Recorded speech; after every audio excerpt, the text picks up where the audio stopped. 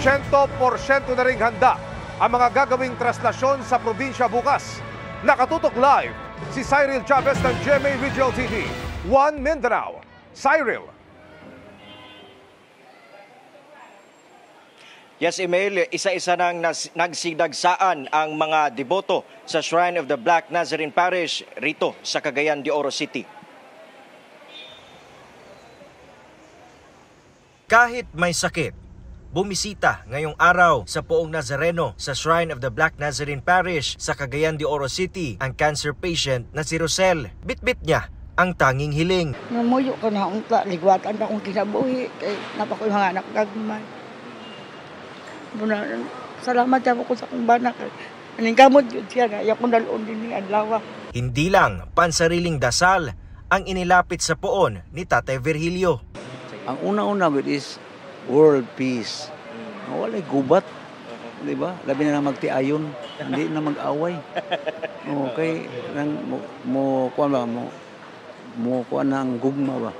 Ngayong besperas ng Traslasyon 2024, pinapayagan pa ng simbahan ang pagbisita, paghawak at pagpunas ng panyo ng mga deboto sa poon. Nakalatag na rin ang mga paghahanda sa seguridad at maayos na traslasyon sa simbahan. Magpapatupad ng one entrance, one exit policy sa simbahan. Nakahanda na rin ang buong pwersa ng Cagayan de Oro City Police. Maliban sa mga uniform personnel, meron din na ipakakalat na force multipliers at mga covert operatives para sa seguridad.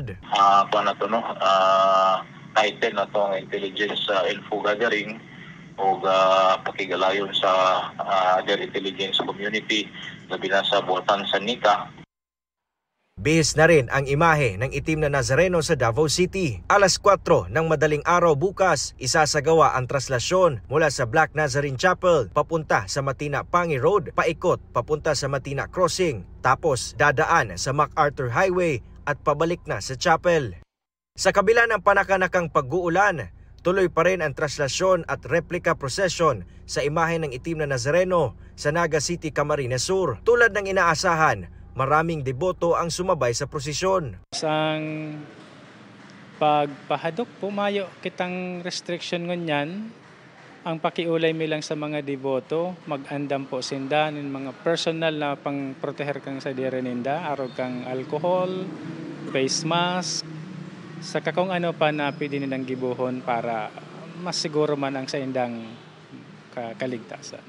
Pansamantala ring isinara ang ilang kalsada sa lungsod para bigyang daan ang prosesyon. Bukas ng hapon, mula sa Plaza Quezon, muling ipoprosesyon ang naturang imahen pabalik sa Holy Cross Parish.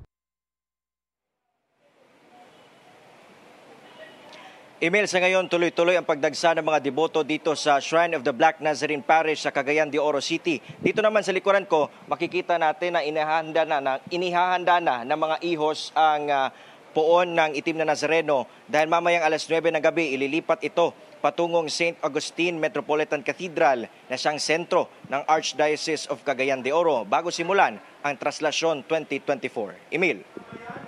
Maraming salamat, Cyril Chavez ng GMA Regional TV, 1 Mindanao.